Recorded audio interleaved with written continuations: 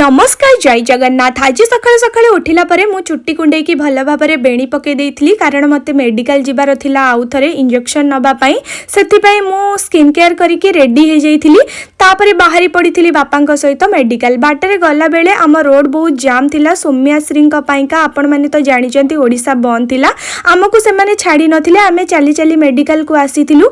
मु आ समस्ते ओडिसावासी चाहूचंती सौम्याश्री को न्याय मिलिबा दरकार। तापरे मु इंजेक्शन नहीं कि सीधा पलि आसलु बापांकर मोर घर को आसवा रास्तार बापा जाइए चिकेन दुकान को चिकेन आने चिकेन नहीं कि आमे पलि आसलु घर को आसला परे मु बनईली लेंबू पानी जेहेतु आज बहुत ही खरा होता मो मुंड बुलाऊला मुझे लेंबू पानी पीली। तापर माँ बनाऊला चिकेन तरकारी देखिकी मत लोभ होता मु गाधे पाधे की फ्रेश माँ मत देदेला दीपहर खाइबा आज पुणी देखा आउ गोटे वीडियो रे। जय जगन्नाथ।